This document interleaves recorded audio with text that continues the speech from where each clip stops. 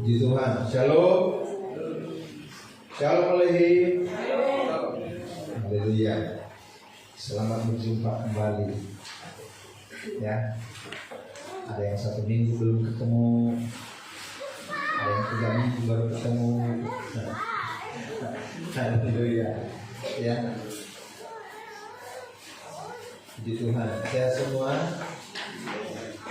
Amin. Ya. Bapak saudara, kalau kita membaca kitab suci terlebih dahulu ya.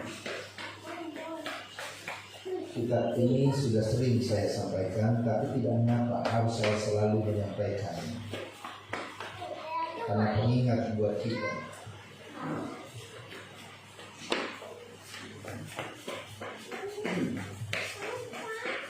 Kita akan buka bersama-sama Lukas 21.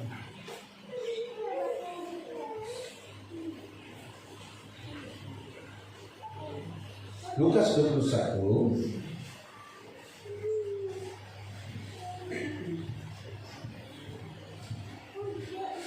kita akan membaca dari ayat 25 sampai 38.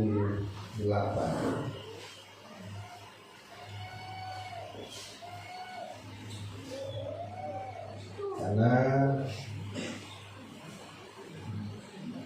Yesus akan segera datang. Ya, Yesus akan segera kembali. Kita akan baca bersama-sama berbalas-balasan. Ya, kita baca supaya saya akan baca ayat yang ganjil, bahwa saudara ayat yang genap. Tanda kedatangan Yesus kembali.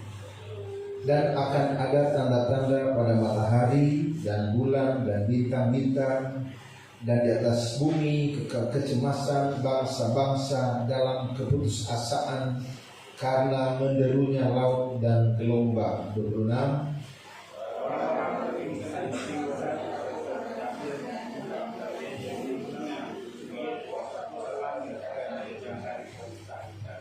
26. Dan kemudian mereka akan melihat Anak Manusia yang datang dalam awan dengan kuasa dan kemuliaan yang besar. 28 sama-sama.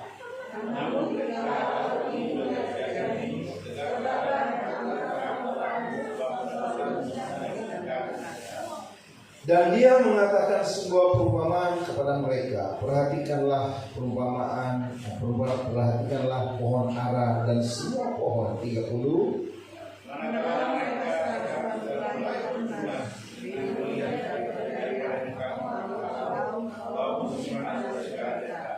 Demikian juga manakala kamu melihat hal itu terjadi, ketahuilah bahwa kerajaan Elohim menjadi semakin dekat.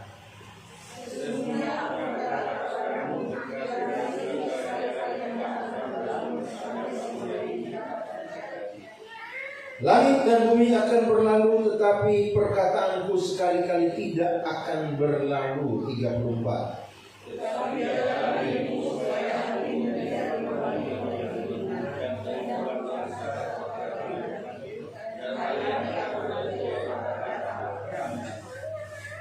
Seperti jerat, sebab ia akan datang atas segala sesuatu yang tinggal di atas seluruh muka bumi ini.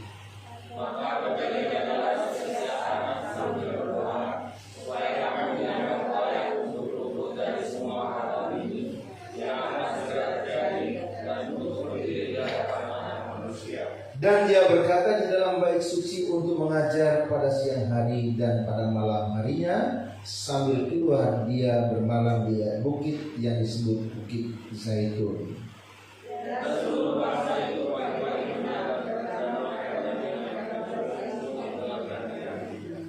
Sama-sama katakan amin. Ya, saudara, setelah Yesus menyampaikan pesan-pesan ini, dia pergi bermalam di Bukit Zaitun. Untuk apa? Sebagai seorang anak manusia, dia pergi ke sana untuk berdoa. Karena apa? Waktu penyalipan itu sudah semakin dekat. Nah, saudara kasih Tuhan, saya mengajak kita perhatikan dulu ayat yang ke-36. Maka berjaga-jagalah setiap saat sambil berdoa, supaya kamu dianggap layak untuk luput dari semua hal-hal ini yang akan segera terjadi, dan untuk berdiri di hadapan Anak Manusia. Jadi yang pertama dikatakan ya, berjaga, kemudian berdoa. Berjaga ini saudaraku, saudara, kita harus tahu situasi.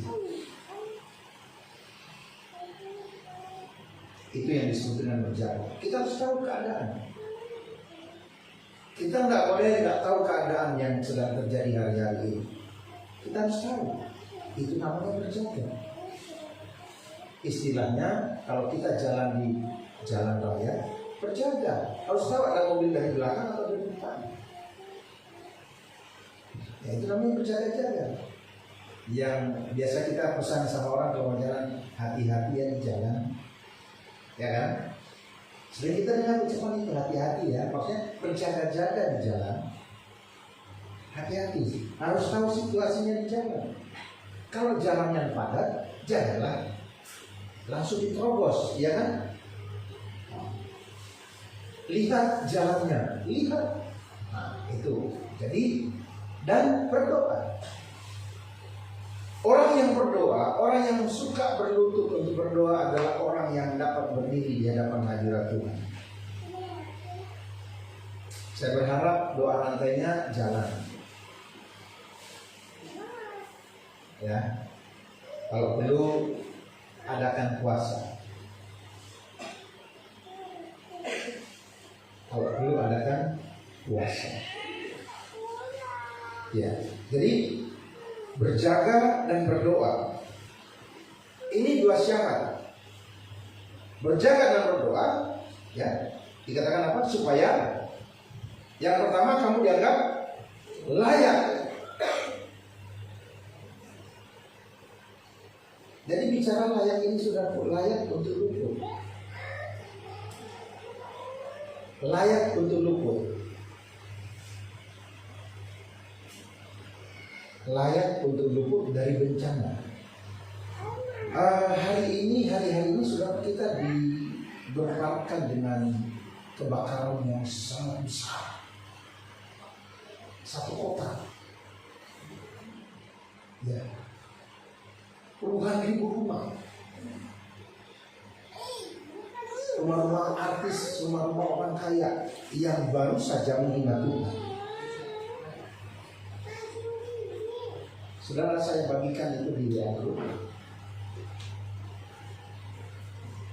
Untuk memilih, polling memilih itu sudah Tuhan dikasih masuk. Ngapain dia cara begitu Tuhan dikasih masuk? Kan itu sudah. Ini sesuatu kesengajaan untuk penghinaan terhadap Tuhan. Sama dengan Bapak Saudara pernah nonton seorang wanita yang berdiri sedang berbicara, dia bilang apa?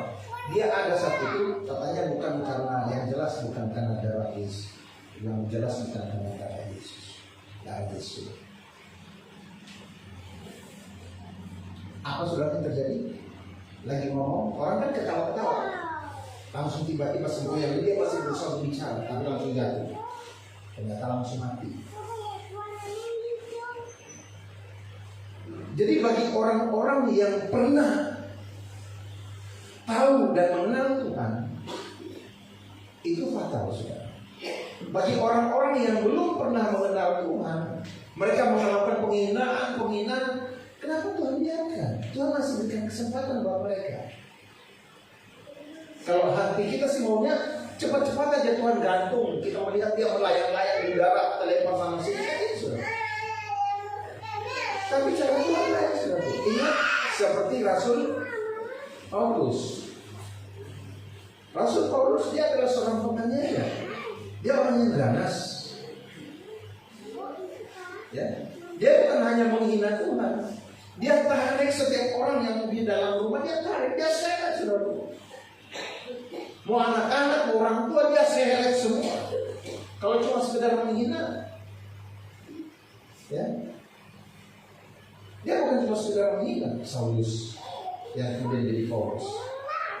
Dia seorang yang ganas, dia seorang pencemooh, penghina, dan dia seorang yang sadis. Karena orang-orang yang tahu, dia tahu, yang percaya Yesus, dia mulai mereka berombolan tarik satu-satu.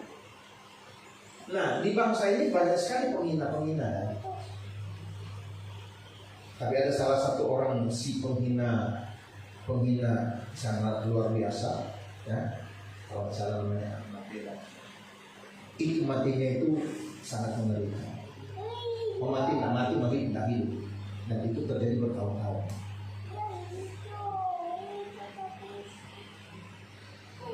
Nah, saudaraku, terjadi di California, di Los Angeles. Mereka mengadakan penghargaan untuk insan perfilman artis sedunia. Tuhan kasih masuk di sini. Ternyata tidak ada yang begitu, semua ketawa. Hebat. Ketawa mereka menjadi tangis. Itu manusia. Firman Tuhan katakan, kalau ketaatanmu sudah semakin sempurna, maka hukuman itu akan segera terjadi seperti kepada Ananias dan Safira. Hukuman Tuhan sudah muncul. Jadi tingkat ketaatan orang benar itu akan semakin disempurnakan. Maka hal-hal yang ajaib Tuhan akan datang. Jadi Tuhan masih memberikan waktu, ya. Makanya dalam peribadahan kita datang berkumpul, kita punya satu tujuan, mau menyenangkan hati Tuhan, memuji dan menyembah Dia. Bukan untuk sekedar memenuhi kewajiban sebagai seorang yang karena Yesus tidak datang bawa agama, Dia datang untuk bawa pemulihan. Hubungan yang sudah putus karena dosa, Dia datang untuk memulihkan. Sehingga setiap orang harus membangun pemulihan itu, hubungan itu dengan Tuhan. Setiap orang harus membangun hubungan dengan Tuhan. Ya. Tidak ada yang boleh digagalkan dalam hidup ini.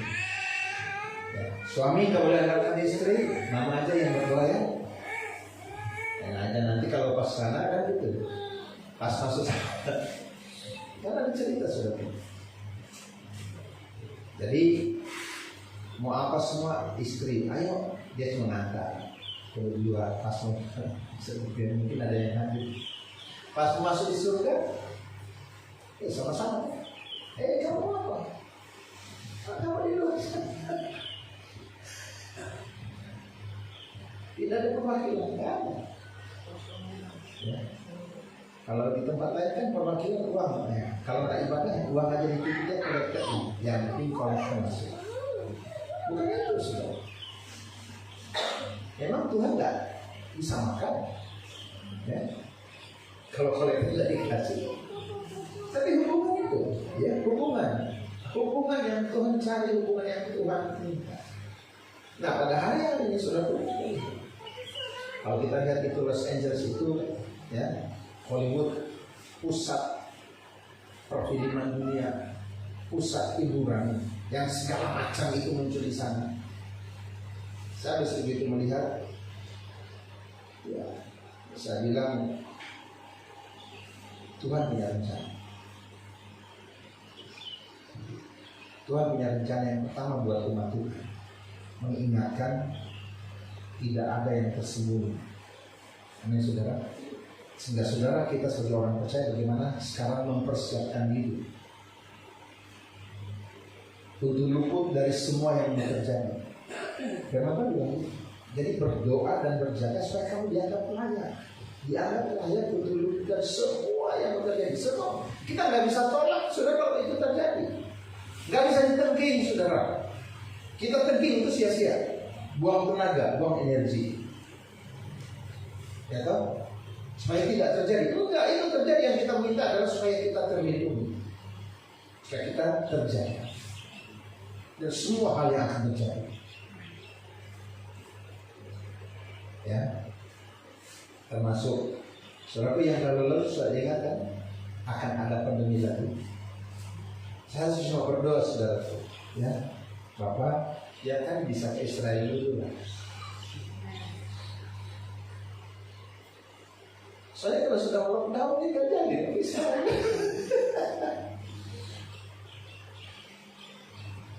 Ya, kalau sudah lockdown, apalagi kalau masih sana lockdownnya. Kalau suasana kan jadi penduduk sana. Ya, makanya Bapak Saudara, hari-hari ini adalah hari-hari penuh kewaspadaan buat kita. Nah, saya mau ingatkan kembali semua, jangan terima bentuk apapun yang ditempelkan, apa mau disuntik, jangan terima. Program mereka harus terpenuhi. Program NWO harus terpenuhi. Makanya Pak Dharma sudah jauh hari bilang, ini nanti ada, kan betul sih. Karena sudah tahu program itu sudah ada. Ya, dan 2030 semua program NWO sudah terlaksana. Dan 2030 semua programnya sudah terlaksana. Pengendalian seluruh, makanya ingat Pak Prabowo pernah dulu kampanye 2030 Indonesia itu enggak ada. Ya, pernah ya? Ingat ya? Bukan cuma Indonesia sudah. Sebenarnya bukan Indonesianya, pemerintahan dunia itu akan dikendalikan, diambil alih. Karena salah satu program itu adalah pengendalian seluruh dunia oleh satu nanti Asia yang memprogramkan semuanya. Jadi pemerintah bangsa-bangsa ada, cuma untuk melaksanakan program mereka. Itu pemerintahan boneka. Dan satu persatu, ingat satu persatu sekarang mulai terjadi. Satu persatu. Ya, Donald Trump termasuk presiden yang memutuskan hubungan untuk tidak tunduk pada WHO. Nah, itu juga kalau itu terjadi, ya apakah program itu? I don't tahu, orang-orang bilang karena dia sudah bilang dia putuskan hubungan dengan WHO. Artinya dia tidak tunduk pada aturan WHO. Ya, jadi itu dia tugas kita sekarang dalam berdoa. Nah, bapak-bapak, ibu yang belum masuk di kelompok doa, terserah saja pilih jam berapa. Ya, setiap jam itu sudah ada pilihan di sana. Dari jam 1 dini hari, ya, sampai jam 2, 3, 4, 5, kembali lagi sampai jam 12, terus muter. Nanti kita jam doanya itu sampai bulan, ya, dalam bulan ini. Nanti kalau ada perubahan, ya, nanti bisa kita, apakah itu berlanjut? Ya, saya percaya berlanjut itu kalau menjalankan. Kalau nggak dijalankan, hanya tidak berlanjut. Kita ganti dengan cara yang lain untuk merangsang umat Tuhan untuk harus berdoa. Ya, kemungkinan kita bisa bikin puasa rantai. Ya, hari ada yang berpuasa. Nggak susah, Pak? Susah nggak? Nggak susah sudah. Ya. Tiap hari ada yang berpuasa. Istilahnya yang aduh, mau puasa seminggu, mau puasa 2 minggu. Kami yang berangkat ke Israel ini diprogramkan untuk puasa selama 40 hari. Jadi enak ya. Enak sudah, ya. Badan saya tambah ringan. Enggak berat. Ketika dijalankan tidak berat. Kalau dipikirkan pasti berat. Dan apalagi pas puasanya di belakang itu masaknya enak-enak. Ya toh. Jadi kalau yang belum tahan, kalau lagi puasa jangan ke belakang, jangan ke belakang. Diam aja di kamar dulu, kan baca aja, berdoa tadi. Kalau ke belakang, aduh, ini langsung asam lambung ya nggak ada kan? Begitu cium dia langsung minta dong. Haleluya. Ya. Bapak saudara menghadapi, ingat waktu saya sampaikan di akhir tahun dan tahun baru, saudara, kita nggak usah takut dengan situasi yang ada. Ya. Tapi kita harus kuat. Istilahnya begini, ada wadah hujan. Nah, saudaraku, siapa yang punya jas hujan di jok motornya? Hampir semua ada, mungkin. Ya, kalau yang tidak ada pasti panik kalau pas hujan. Tapi kalau dia punya, ya, contoh kalau jalan jauh, pasti akan ada siapkan jas hujan di jok motor. Untuk apa? Jaga-jaga. Begitu ada hujan, langsung pakai. Nah, kita disuruh percaya dia. Gambaran 2025 sampai 2030 itu sudah digambarkan buat kita, saudara. Apa yang mau terjadi itu sudah digambarkan dengan jelas buat kita. Ya bukan rahasia, bukan lagi rahasia. Kesulitan akan terjadi, nanti nggak ada uang tunai yang akan, gitu ya. Dan kemungkinan akan ada seperti kalau di perusahaan apa pada itu shutdown, lampu, shutdown. Kalau ada shutdown seluruh dunia, yang nggak bisa menggunakan apapun, dan mungkin juga lampu nggak bisa digunakan karena alasan badai matahari.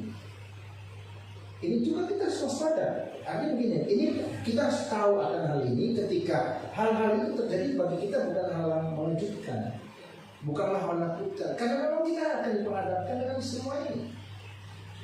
Ya. Sementara perang itu tidak akan pernah berhenti. Ingat saudara, perang tidak akan pernah berhenti. Dia akan tambah meluas. Nah, kita orang percaya punya tugas untuk berdoa. Itu tugas kita. Jadi kita punya tugas untuk berdoa.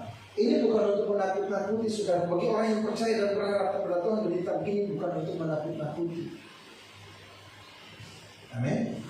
Berita begini adalah untuk membawa kita bangkit. Ayo bangkit dan mulai berdoa. Gunakan kekuatan kita di dalam Tuhan. Jadi kita sanggup menghadapi segala situasi. Bahkan kita bisa menolong sesama kita dalam doa-doa kita.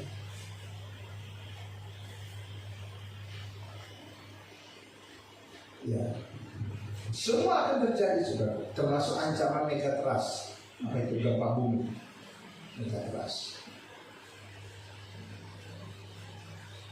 Ada ancaman, ada. Kapan bisa terjadi ya? Nah, orang percaya tunggu-tunggu nggak bisa. Orang percaya harus bangkit dan berdoa. Itu tugas kita. Jadi kita orang percaya sebagai orang percaya pada Yesus punya tugas. Bukan untuk menakut-nakuti, tapi kita punya tugas bertanggung jawab. Kita yang Tuhan kasih tanggung jawab, saudara, untuk menjaga keluarga kita, jaga kota kita, jaga bangsa kita. Abraham sendiri minta sama Tuhan. Waktu Tuhan bilang akan ada bencana, Tuhan mau hukum itu Sodom dan Gomora. Abraham di hadapan Tuhan, dia ngomong, Tuhan, kalau dari 50 orang benar sama Tuhan. Tuhan bilang, aku tidak akan hukum kota itu karena 50 orang benar. Dan Tuhan bilang hukum. Lo berdoa enggak? Tidak bisa kata sih. Yang berdiri hadapan Tuhan itu Abraham. Abraham tawar, kalau ada 10 orang Tuhan, Tuhan bilang, aku tidak akan hukumkan 10 orang itu. Nah, saudara, hukuman bisa terjadi? Bisa. Nah, kita lebih dari 10 orang kalau kita berdoa. Ini saudara, kita terlindungi. Bukan tidak terjadi, tapi Tuhan alihkan di lain tempat. Kenapa? Karena ada 10 orang di situ berdoa. Sampai waktunya di mana orang-orang ini diangkat. Nah, saudaraku, kan firman Tuhan bilang gitu. Kalau yang menghalangi ini diangkat, barulah itu murka dicurahkan. Siapa yang menghalangi? Adanya orang benar, adanya orang yang sedang berdoa, adanya orang yang sedang berlutut. Mereka adalah penghalang-penghalang untuk setiap bencana yang datang. Pasti datang, pasti.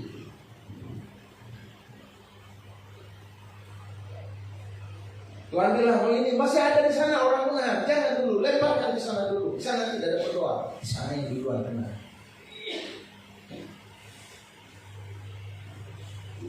Jadi peran gereja itu harus nampak. Ya, saudaraku, kita tidak usah berkecil hati karena tempat ibadah kita ini begini.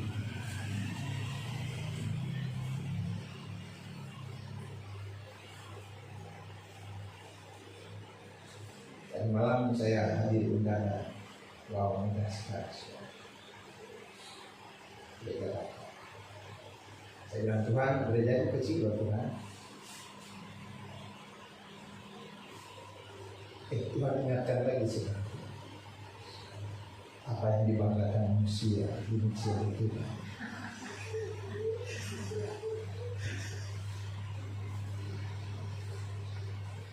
Artinya sesuatu yang lahiriah kita nggak boleh banggakan dalam hidup ini. Hanya saudara, orang-orang artis-artis Hollywood, wah, ya kan? Sama Tuhan aja diketawain, Tuhan tidak ada yang milih ketawa, sudah itu gimana? Wah, apa yang terjadi? Ternyata bisa nangis juga loh mereka.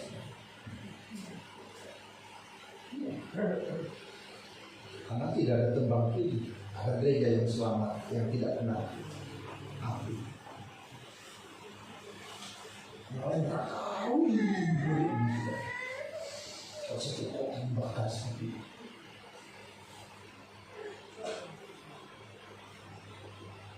Saya percaya masih ada orang bersama, masih ada. Tapi kemungkinan besar peran doa sudah hilang. Ya. Orang sudah terbuang. Namanya kota yang modern dengan kehidupan yang serba modern, ya, artis-artis yang bergelimang dengan harta dan kekayaan yang tidak ternilai. Begitu api datang, itu firman Tuhan bilang, kalau bencana itu datang, emas dan perak tidak sanggup menyelamatkan orang. Ya. Kalau bencana itu datang, emas dan perak tidak sanggup selamatkan siapapun. Ya kan cuma bisa nanya, ambil isi tas, koper keluar, masih ada mobil-mobil mewah, tak ada yang salah. Kalau punya mobil mos, bukan cuma satu juga. Mobil yang di jalan-jalan digusur semua sudah. Kenapa? Saya lewat pemadam. Saya lewat pemadam. Jadi mobil semewah apapun gusur habis. Nggak ada yang bilang tunggu dulu, pindah dulu. Enggak. Lewat pemadam. Nah, ini kita harus melihat ini pelajaran berharga buat kita Bapak Saudara. Bagaimana kita mau berjaga dan berdoa. Kita kerja silakan kita kerja, kita usaha silakan kita usaha. Tapi kita ingat waktu Tuhan semakin dekat. Amin. Sehingga hati kita tidak terikat kepada hal-hal yang sifatnya sementara. Kita tidak akan berpegang dengan hal-hal yang sifatnya sementara. Yang ada kita fokus bagaimana kita bisa melayani Tuhan, bagaimana kita bisa melayani sesama. Itu yang ada di hati kita. Kita mencari apa? Kita mencari apa? Sehingga hati kita adalah terfokus bagaimana kita mau mencari Tuhan. Bagaimana hati kita terus mau melekat kepada Tuhan di hari-hari ini. Tahun 2025 akan lebih banyak bencana mulai terjadi. Makanya saya anak-anak muda jangan cuma sibuk main game gitu ya, kemudian tak tahu situasi kan. Saking asik main game, lupa doa rantainya. Ternyata lewat doa rantainya kan gitu. Haleluya. Ada satu penelitian, berdoa tiap hari selama 12 menit saja itu akan banyak mengubah sesuatu dalam hidup kita.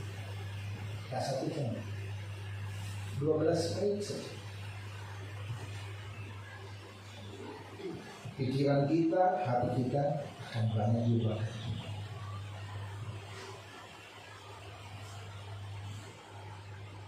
Ya, sehingga makanya berharap dan percaya bahwa dengan keterlibatan kita di dalam hal doa, ya, berpuasa, itu mengubahkan juga karakter-karakter kita.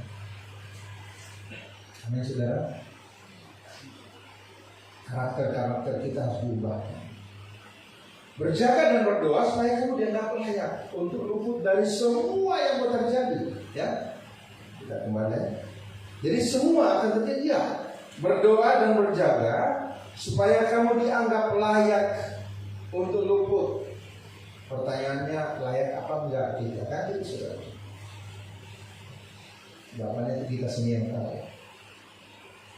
Ada orang muda yang diwawancarai tentang keselamatan, keyakinan kepada Tuhan. Dia bilang, saya percaya alam semesta. Makanya Tuhan itu alam semesta. Ya. Terus ditanya begini, kalau ibumu memberikan mobil kepadamu, kira-kira yang Anda syukuri dan Anda hargai itu ibumu atau mobilmu? Dia bilang ini, ya pasti ibu saya dong. Nah, alam ini yang ciptaan Tuhan. Kenapa kita memberikan hormat kepada Tuhan? Dan dia bukan cuma menciptakan, dia juga menebus. Menebusmu dari dosa. Dia rela mati di kayu salib supaya kita diangkat, dibebaskan dan menikmati keselamatan. Ya, saya melihat setelah itu ada seorang penginjil jalanan, ya, penginjil jalanan yang setiap ketemu orang dia akan tanya hal-hal seperti itu. Puji Tuhan, saya melihat yang di posting itu adalah orang-orang yang langsung terima. Ya, saya tahu saya orang berdosa. Saya menyadari sekarang saya orang berdosa. Tanya, pernah baca Alkitab? Enggak pernah. Punya Injil di rumah? Enggak punya.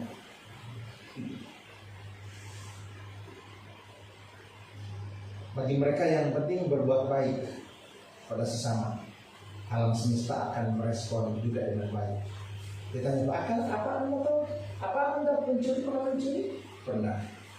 Berarti Anda adalah seorang pencuri. Anda pernah bohong? Enggak? Pernah. Berarti Anda adalah seorang pembohong. Berarti Anda berdosa. Jadi merasa baik aja nggak cukup, saudaraku. Selama masih melakukan hal-hal ini. Amin, saudara. Yang penting kan tidak menipu orang. Merasa baik tidak cukup buat kita. Amin, saudara. Merasa baik tidak cukup. Kita harus benar-benar menikmati penebusan yang Tuhan kerjakan buat kita, yang mengambil kita keluar dari kebiasaan-kebiasaan yang buruk, ya, keluar dari segala sesuatu yang tidak benar, dan hidup sebagai orang benar, bukan sebagai orang baik. Orang baik di luar sana banyak, saudaraku. Betul? Coba kadang kan anak-anak kita kan kalau ketemu di sana gitu ya, ada orang baru ketemu aja, ya, mungkin dia lapar di jalan, sudah lapar nih, nggak ada uang, ketemu dengan satu orang yang kasih makan, ayo makan kenyang. Maka anak ini akan pulang bilang, aku ketemu dengan orang yang baik sekali sama saya, baru satu kali kasih makan. Mama yang kasih makan tiap hari, toh, karena mama bentak-bentak hingga ada orang jahat. Orang jahat saudaraku. Mana udah terima kasih sama mama? Terima kasih Maya, nggak ada toh. Oh, orang baru sekali kasih makan sama kita, sudah terima kasih dan kita anggap itu orang baik sekali. Baru kasih silver queen, baik dia ya. Baru silver queen saudaraku. orang baik di luar sana banyak banget. Kan baru satu kali itu belum tahu semuanya. Belum tahu dia orang baik, cepat ke rumahnya. Tinggal di rumahnya.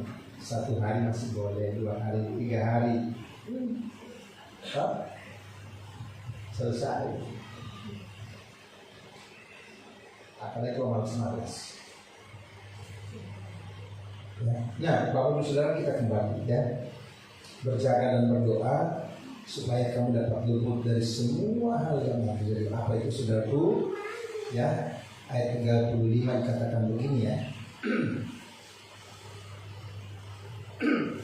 Seperti ayat 34 jadi.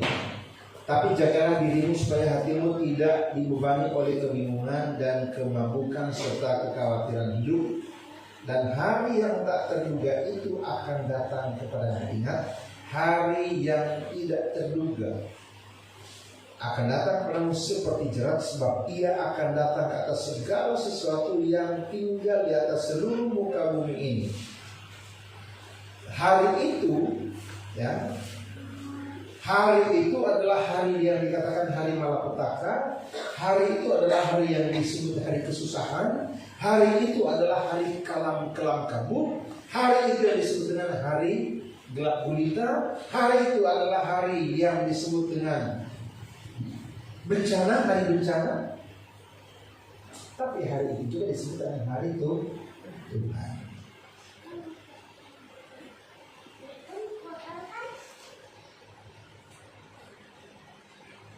Bapak Saudara, saya mengajak kita, mari kita lihat dulu di dalam kitab untuk menghadapi itu, saudara ya. Mari kita lihat di dalam kitab Yoel. Yoel 1 ayat 1 sampai ayat yang ke-15. Kalau di dalam Lukas di sini sudah bilang berdoa dan berjaga. Nah, kitab Yoel mari kita lihat ya. Untuk menghadapi hari itu, sama-sama kita baca 2-3. Lilitkanlah, saya pakai ya, saya literal.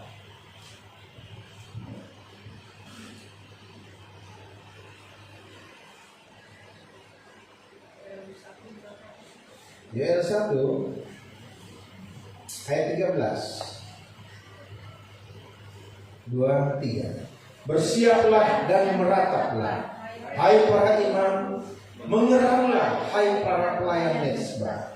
Masuklah, bermalamlah dengan pakaian kain kabung, hai para pelayan Elohimku, karena persembahan sajian dan persembahan curahan telah ditolak dari bait Elohim. Sudah perhatikan sini dulu. Pertanyaan buat kita, yakinkah persembahan, pujian, penyembahan kita itu berkenan kepada Tuhan? Sesuatu yang kita tidak persembahkan dengan sungguh-sungguh itu tidak menyenangkan Tuhan. Walaupun lagu pujian, kalau cuma asal nyanyi, itu belum memuji Tuhan. Betul ya?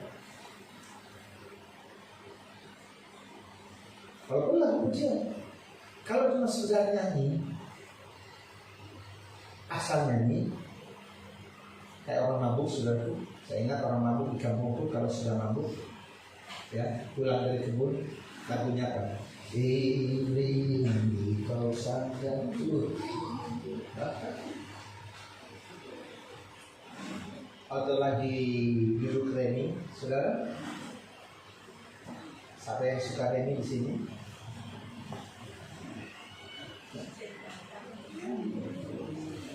Nah, di kampung kalau sudah main remi sudah ya main remi bisa dari jam 8 sampai jam 10 malam kan, pikul-pikul bantal sambil ada minum-minum CT di depan kan, sambilnya itu sudah bisa sambilnya ya. Memuji Tuhan enggak? Walaupun lagunya puji ya kira-kira mending lah daripada maki-maki Pak. Ya, kira-kira mending lah daripada maki-maki.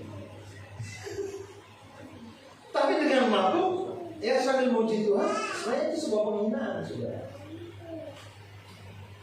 Ya. Kami yang lalu ada persembahan pujian pas Natal itu. Di samping saya, haleluya, saya bilang aduh, baunya cat tikus. Pede sekali sudah penyanyi di depan, melengkapi kekurangan. Tapi menyedihkan, saya dalam hatinya, oh Tuhan, ini menyedihkan. Jadi Bapak Ibu Saudara, saya setiap hadir dalam undangan, saya punya doa, bukan cuma sekedar hadir. Dan Bapak kasih hadir mereka. Pasti di tengah-tengah mereka saya berdoa. Bapak berikanlah mereka belas kasih. Dan saya tidak lupa juga, Bapak berikanlah belas kasih itu. Bukan cuma sama mereka, sama aku juga yang belas kasih itu. Nah seperti itu sudah. Karena waktu semakin dekat, nah orang lupa. Orang hanya dengan situasi keramaian. Ya.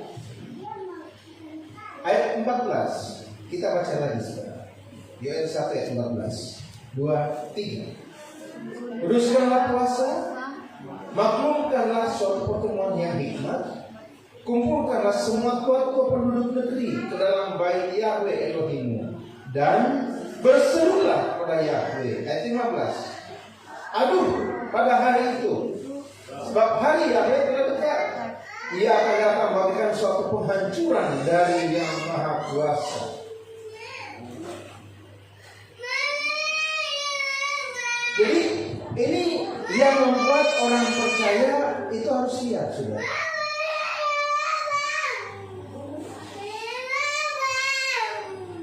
Orang percaya harus siap.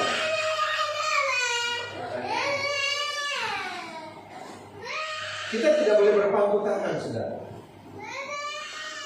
Kita punya tugas yang penting sebagai orang percaya. Amin, saudara. Punya tugas. Jadi kalau firman Tuhan, ayo kuduskanlah puasa, maklumkanlah suatu pertemuan yang hikmat.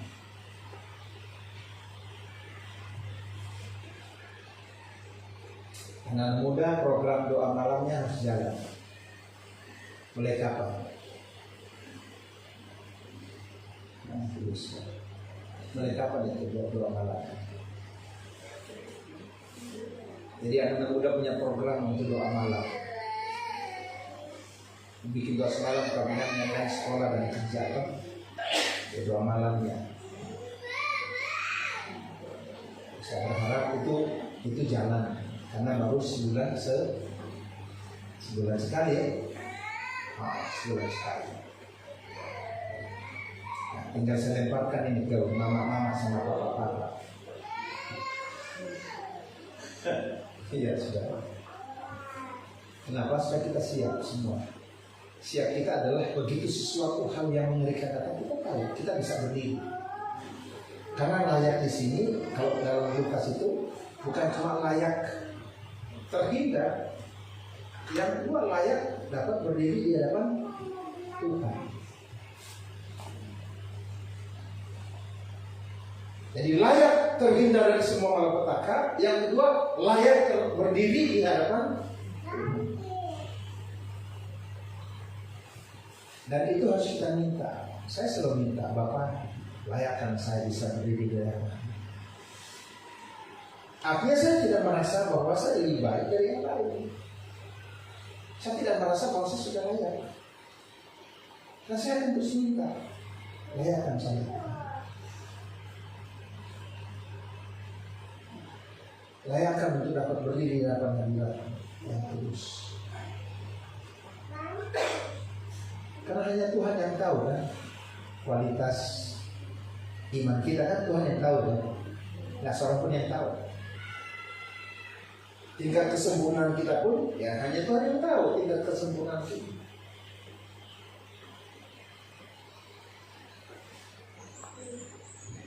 Jadi makanya saya memegang prinsip untuk tidak menghakimi siapapun. Kenapa? Mungkin dia lebih benar daripada saya. Mungkin dia lebih baik daripada saya. Saya mungkin cuma melihat satu kekurangannya, tidak melihat 1000 kelebihannya. Dan orang mungkin cuma melihat 1000 kelebihan saya, tidak melihat 100 kekurangan saya. Kan gitu sih. Sehingga dalam hidup menjalankan kehidupan sehari-hari dalam pelayanan dan pengabdian kepada Tuhan, kita tidak punya hati untuk menghakimi siapapun. Yang ada kita berdoa dan minta belas kasihan Tuhan. Makanya kalau undangan-undangan hadir itu kesempatan saya bisa berdoa di tengah-tengah mereka. Saya menghadiri undangan-undangan itu karena kesempatan buat saya ada di tengah-tengah mereka dan hadir di tengah-tengah mereka untuk mendoakan. Angkat tangan, saya angkat tangan kan? Seperti itu semua. Dan bukan untuk mereka, untuk saya juga. Nah, saya masih membutuhkan belas kasihan daripada apa? Yoel 1 sudah kita baca, sekarang Yoel 2.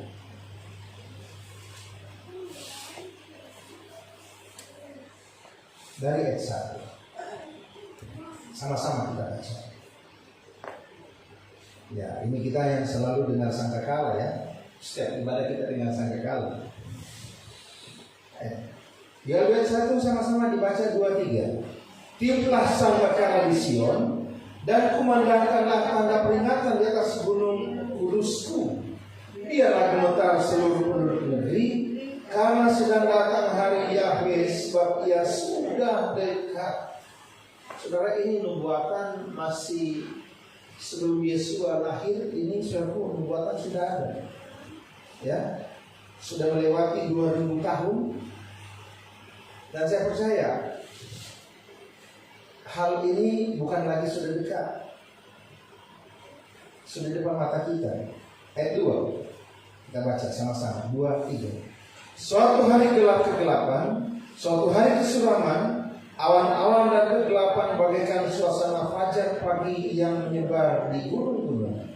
Suatu bangsa yang besar dan kuat, tidak pernah ada yang menyerupai dia dari dahulu dan sesudahnya, dan tidak akan ada lagi sepanjang masa turun-temurun. Kita lihat kita ke ayat yang ke-11.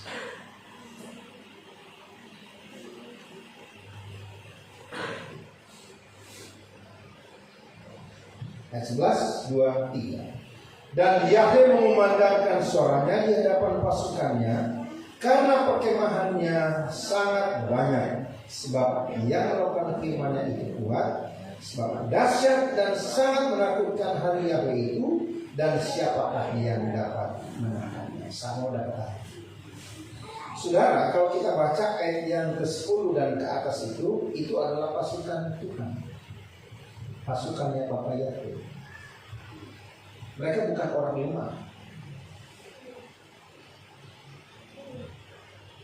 Saya berharap kita ada di dalam pasukan itu. Amin. Kita ada dalam pasukan itu, bukan pasukan yang lemah.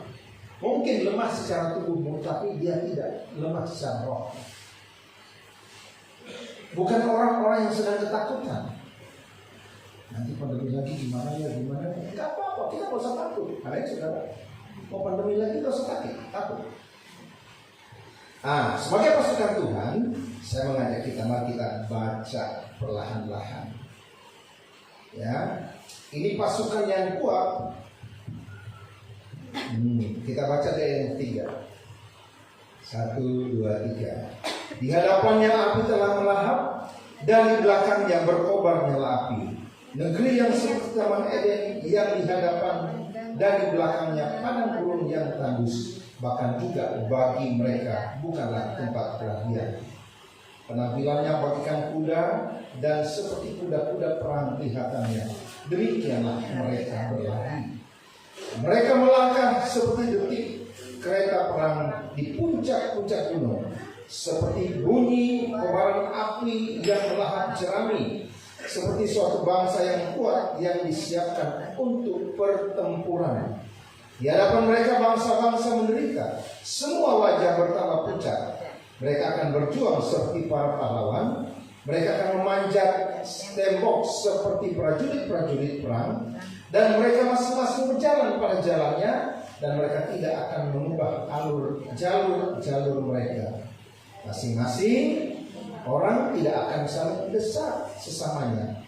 Mereka masing-masing berjalan pada alurnya, dan jika mereka jatuh mengenai senjata mereka, senjata itu tidak akan mencederai.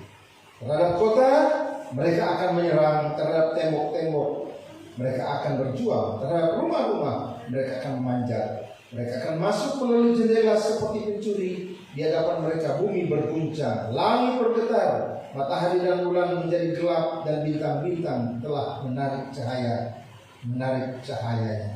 Saudara, ini pasukan Tuhan yang akan melaksanakan tugas misi yang akan terjadi.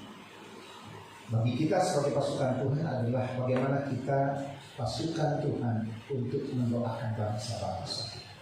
Nah, saya bersyukur saya ada di dalamnya. Jadi secara khusus kami ke sana ini bukan untuk tour. Rencana berangkatan kalau nggak tanggal 7, tanggal 6. Karena kuota untuk keberangkatan itu rata-rata full, kurang daripada 90. Seat yang dipergunakan, yang diperlukan itu sekitar 90 seat. Artinya 3 bulan yang lalu kan sudah di booking seatnya itu. Jadi sedang berdoa untuk itu. Jadi kesana bukan untuk tour. Kesana kami adalah tim doa prophetic untuk memproklamirkan firman Tuhan di sana. Makanya saya baca-baca, termasuk ini nanti saya membaca di sana. Saya rencana Tuhan bagaimana caranya ini sofar ini mau dibawa masuk koper kah, bagaimana kah? Saya ingin mengikut di Gunung Sion sebagai penggenapan firman Tuhan. Saya yang ikut juga mengikuti sana untuk memperingatkan tentang Sion hanya sudah dekat. Karena itu sudah ditunggu, itu orang dari timur itu ditunggu. Ya, mereka sudah menunggu orang dari timur mau datang ke sana. Nah, seperti itu dalam kitab Wahyu. Dalam kitab Yesaya. Nah, saya termasuk orang di dalamnya. Karena dari dulu saya adalah orang yang suka berdoa khusus buat diri saya. Saya ingin Bapak kalau saya disebut sofar di Gunung Sion untuk memperingatkan bahwa harinya sudah dekat. Hari Tuhan sudah dekat. Sebagai pasukan doa, ya ke sana itu khusus berdoa. Jadi tempat-tempat yang dikunjungi itu 1 hari terakhir saja yang bebas. Rekreasinya 1 hari terakhir. Tapi lain-lain itu bukan rekreasi, bukan tour, tapi pergi berdoa. Jadi tidak menjalankan visi pribadi. Nah, Bapak Saudara, sebagai pasukan doamu bisa masuk lewat jendela-jendela rumah, toh, betul ya? Doamu bisa lewat pintu-pintu, betul nggak? Ya, makanya sebagai dalam doa ini kita bisa memanjat tembok, ya, tembok hati yang tertutup masuk ke sana melalui doa. Saya bersyukur saudara. Ya, tadi pagi saya agak lambat persiapannya masuk, saya ada tamu. Saudara kamu ini adalah dulu kita suka sekali ya, nanti apa kita kiai itu Tuhan ya. Saya lihat perubahannya luar biasa.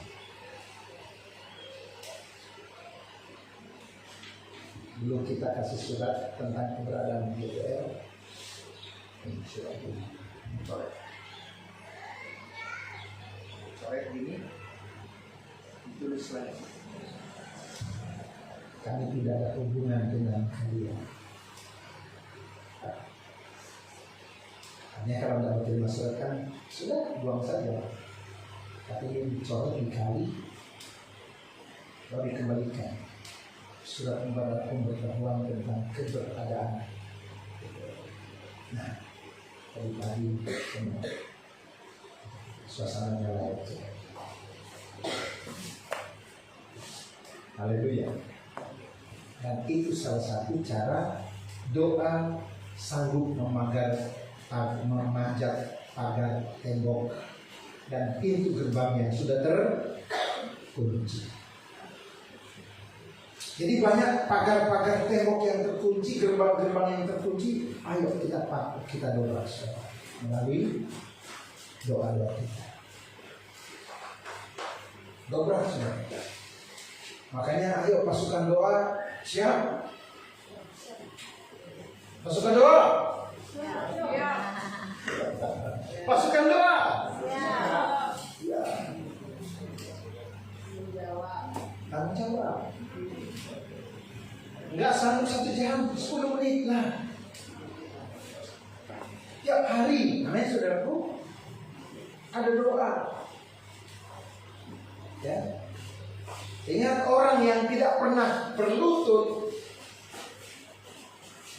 ketika melakukan kata dia tidak sanggup untuk berlutut. Orang yang, karena orang benar itu dikatakan seperti pohon korma. Ya. Orang benar seperti pohon korma. Jadi orang benar itu seperti pohon korma begini. Pohon korma itu setiap badai datang, ya, dia akan mendung.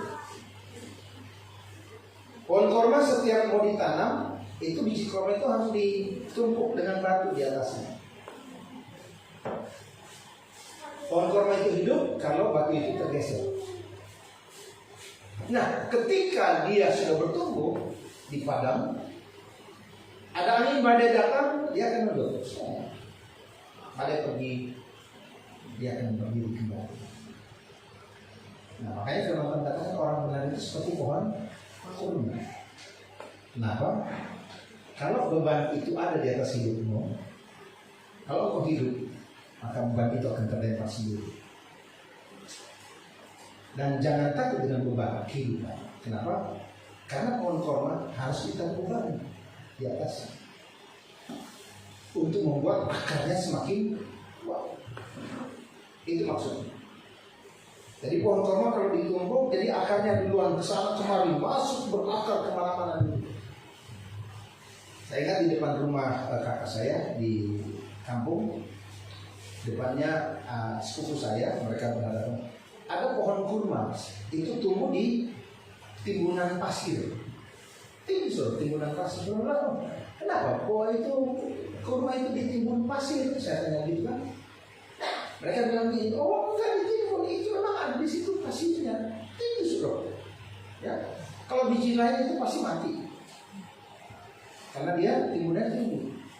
Seluruh itu jadi namanya seperti apa? Itu ada orang kasih kurma kemudian ditanam di situ. Nah, oleh anak-anak ditumpuk pasir karena mereka bangun. Jadi pasir untuk pembangunan itu ditumpuk situ. Tidak habis pasir itu banyak. Pohon kurma muncul di bawah sana. Aneh ya? Ya kira-kira setinggi ini so, tumpukan pasir. Pohon kurma awal dari situ, dari tumpukan pasir. Saya ingat firman Tuhan. Oh, orang benar seperti pohon kurma ketika dia bertunas. Jadi tidak takut dengan beban, tidak takut dengan masalah. Takut. Kalau kau hidup, masalah akan pergi dengan sendiri. Engkau sanggup mengatasi masalah. Amin. Dan ketika itu ada badai datang, pohon korma dia tidak akan mau tegak berdiri. Dia pasti berdiri. Dia akan mundur. Nah, orang benar sudah tahu nih ada badai depannya. Tahu? Ada badai besar di depan kita nih. Mulai diberitakan tuh pandemi, ya kan? Lebih ganas dari apa kemarin nih. Tapi yang lalu bilang oh nggak ganas, sekarang bilang ganas. Mana sih yang betul kan? Ini di YouTube kan itu. Yang lalu pembahasannya nggak ganas, katanya nggak apa-apa. Sekarang bilang lagi ganas sekali kan? Itu lebih ganas dari COVID kemarin. Nah, mana yang betul? Bagi kita yang betul berlutut kita. Amin. Amin. Yang benar bagi kita berlututlah, hadapi itu semua dengan berlutut. Berdoa. Supaya kita sanggup. Apapun situasinya ke depan, kita sanggup untuk menghadapinya. Tak perlu panik, tak perlu panik, sudah. Ya. Satu ayat terakhir, baca 1 ayat 15. Ayat terakhir suratku, baca 1 ayat 15.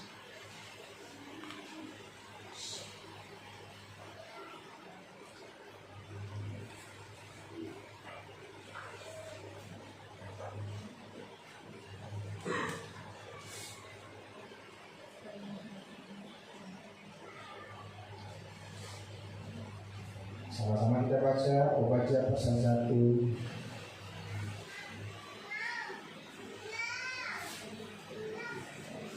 ayat 15, 2, 3. Karena hari Yahweh sudah dekat atas segala bangsa. Sebagaimana kau berbuat, hal itu akan diperbuat kepadamu, upahmu akan berbalik kepadamu. Ya, hai pendoa-pendoa, upahmu kembali kepadamu. Amin. Pendoa-pendoa, upahmu kembali kepadamu. Sudah dekat hari Yahweh yang dahsyat itu. Ayo kita bangkit untuk berdoa. Karena tidak sia-sia semua jadilah orang benar. Ya, tidak sia-sia semua doamu, saudara. Makanya bangkitlah untuk menjadi pendoa-pendoa, pasukan-pasukan Tuhan yang dahsyat.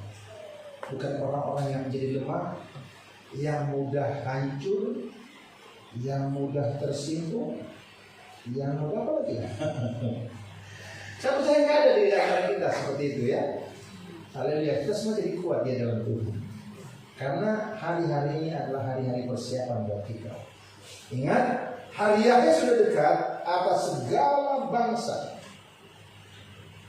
Sebagaimana engkau berbuat, hari itu akan kembali. Jadi kita melakukan semua. Jangan pernah berhenti lakukan kebaikan buat semua orang, karena itu akan kembali kepadamu. Jangan pernah berhenti untuk berdoa, karena itu akan kembali kepadamu. Dan nggak apa-apa nggak berdoa, tunggu akan kembali kepadamu, saudara. Ingat, doa adalah nafas kita. Tidak berdoa artinya tidak bernafas. Doa adalah kekuatan kita. Tidak berdoa artinya tidak punya kekuatan. Ya.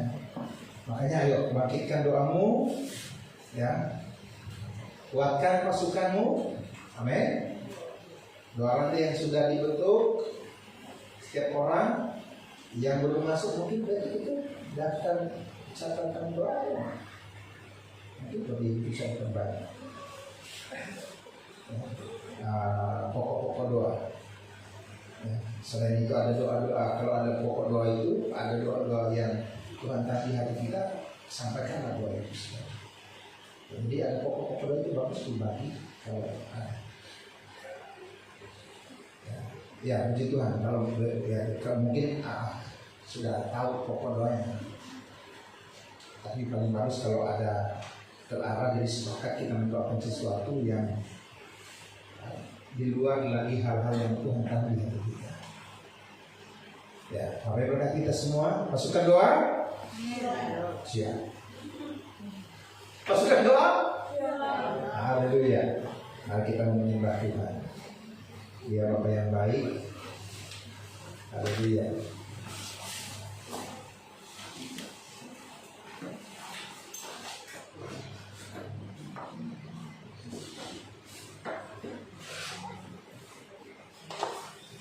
dipandang kemuliaan.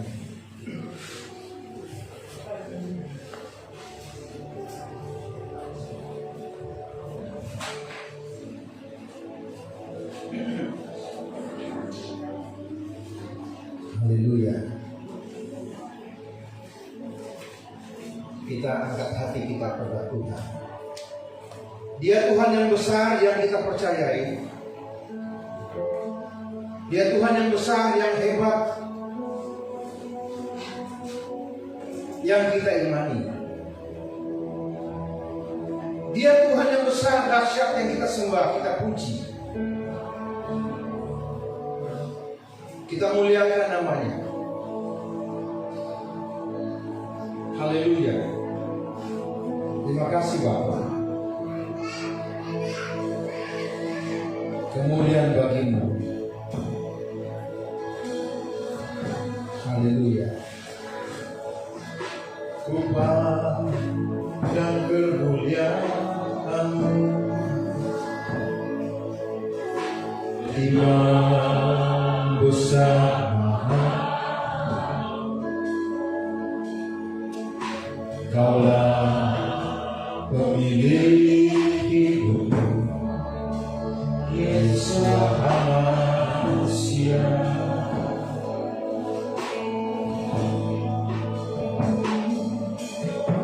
Sujud di depan Kamu, taklukkan seluruh hidupku dalam tangan-Mu bergantung.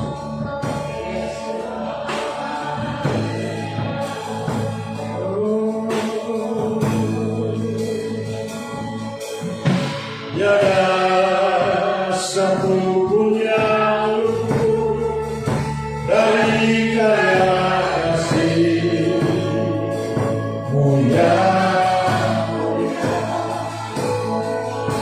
bagimu segala pujian, hormat,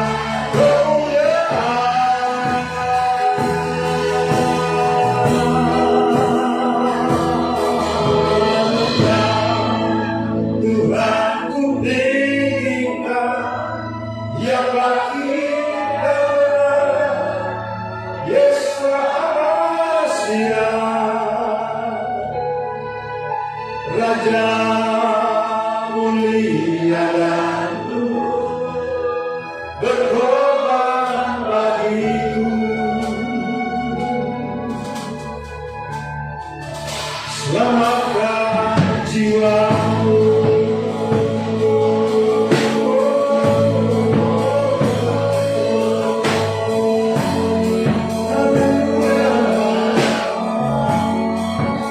Haleluya.